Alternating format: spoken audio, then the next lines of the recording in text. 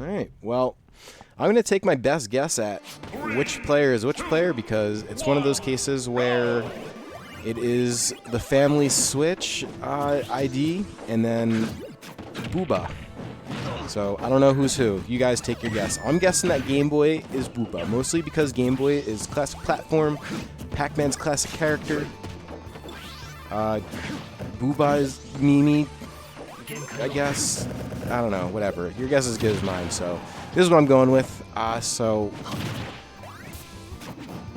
I'm just going to use the in-game tags. The Swains, the family of the Swains with the Cloud. Actually, I don't know, man. There has been a lot of Pac-Mans in these tournaments recently, and it's a mixed bag because you don't see a whole lot of people use Pac-Man, and the ones that do, boy.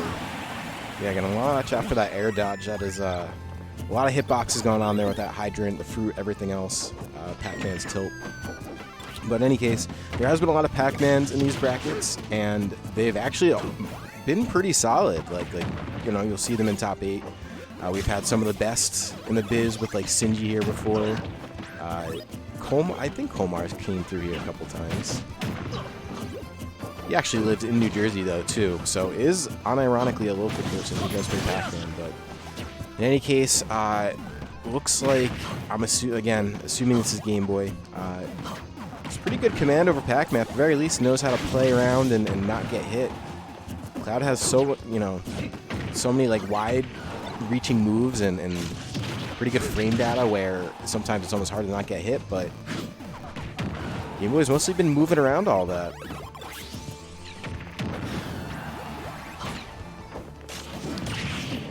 Really good play, honestly, by the Swains here. Unfortunately, wasn't able to finish the food on plate and save the jump. Good job. Definitely knows what he's doing. Does have limit now, and really good high recovery there. That was a smart recovery. And takes a stock, so it's not all for a loss here. Nice turn of events instead of, oh man, lost the jump, tried the jump, actually had an opportunity there to tech. That was just sort of an unpredictable situation, but after what was kind of a twist of fate for the Swains, now is met with yet another twist of fate with Game Boy.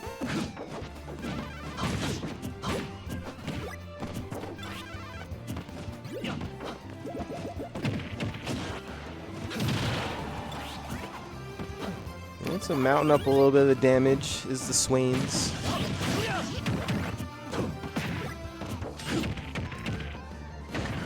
Taking a gamble on that up smash. It's almost never well, there is a bad times to use it, but it's pretty safe and is very strong.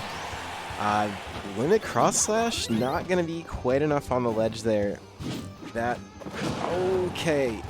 Good air dodge back to ledge. Coming out from Booba. Yeah, I know what it means. But I still technically don't know who's who. Alright. Swains has an opportunity here. Really low recovery. The right idea from the Swains, just has to find the timing and is not going to get it. Does have cross slash on deck, is going to use it. Gets the stock. Limit does stale, so had to use it anyways. Good time to let it rip. Alright, there's an opportunity. Failed punish, unfortunately. Jump nair is, short hop nair is usually a good option. Just gotta hit that nair a little bit, not rising. You gotta do it falling, but that is gonna be an F smash. And clear things out. Once again, assuming for Game Boy, this is me just taking a guess at which tag is which. Because the in-game tags are, they don't match. So that's when I gotta do my detective work in my deducing. Alright, well,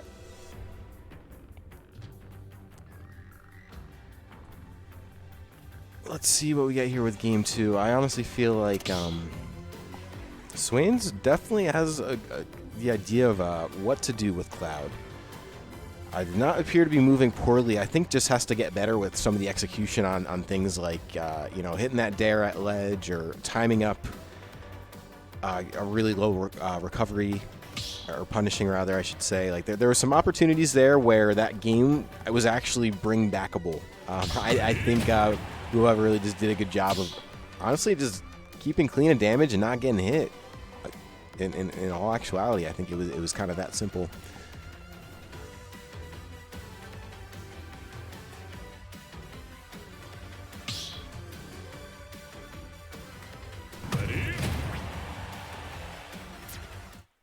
Alright, so we are going to be seeing Cloud once again. And yeah, I don't see a reason why to switch, you know? Overall looked pretty good. Generally pretty good decision making, I would say. Throwing out the right moves, just really going to have to finish the plate on some of these stocks. Or finish his food on some of these stocks, because there's a few times there that have been pretty critical, but all the same, Booba has been playing a really good game here and is now looking pretty clean, only at 26%. Meanwhile, you know, Cloud can accumulate damage quick and really good fall drop zone limit cross slash, and there we go, finishing the food. That's what we were just talking about.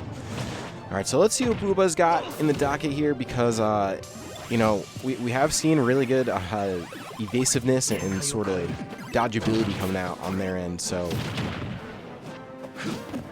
damage accumulating quick. It looks like the Swain's really starting to feel pretty confident what's going on here. Saying, I got this. It was good game one. Now it's time for Booba to basically kind of slow things down, get back to the game that they were playing. Playing as Pacman, you really do have to be patient. And narrowly missed with the air dodge. There's a kind of hard to know when to judge where to air dodge and you know, where you're going to end up sometimes in this game. And everyone kind of has a little bit of a different drift, so narrowly missing the ledge there regardless. Really still in good shape as the Swains, though. Booba's going to almost, well, does land safely only to get up smashed. Now it looks like the Swains in comeback fashion, turning things around, looking like the opposite of game one.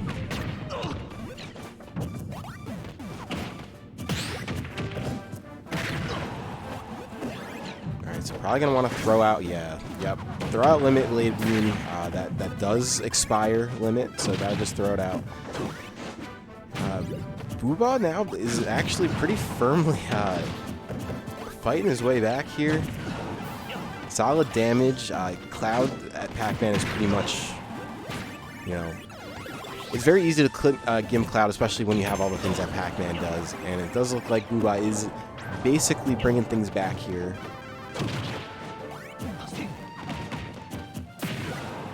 Yeah, really just a mirror of game one for the most part. And that was a couple very not okay. Could have possibly finished the stock there. Unfortunately, wasn't able to. And wow, Cloud's up air is just going to go right through that hydrant. All right, so yeah, this is another situation like we saw earlier. And yeah, the Swain's going to wait it out. There is no rush here, just a dash attack. All right, speaking of dash attack, Pacman's dash attack is incredible, man. You could run back and forth with that thing and then turn around tilt, and you're like mostly safe. It could be a little bit frustrating, especially at like even like mid-level play or even higher play. Like there's just some things Pacman does that you have to deal with. The character can box. All right, limit on deck here is gonna miss everything. Kind of brushing over the hydrant and totally missing Booba. And we are possibly looking at a game 3 here. This has been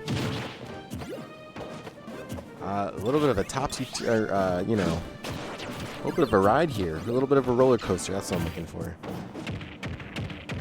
Swains, gotta be careful here. Has the game. Have the game mostly on lock here. Okay, so we might be able to see another drop down option. And does have the cross slash. I honestly, yeah. And that's a situation where that thing hits several times. You maybe do it facing the stage, you know? And then, oh, that was it. All right, not it. We are still very much in this. I like the attempt at the ledge, but before what I was saying is limit cross slash facing the stage. With all those hits, Pacman coming back, you're going to hit probably with at least one of them. At the very least, might catch. Ooh, that was close. Catch someone slipping on a stage. But instead, that is going to be the key to Booba's victory. All right, there's Pacman advancing into the next round of bracket. Oh, you know, that was a pretty good set to open things up with. I gotta say, I actually really... that was a good round one. They're not always good round ones. And that was a good one, man. It actually looked like both players really knew what they were doing. Taking the good options. Pretty overall good you know, movement, all those things.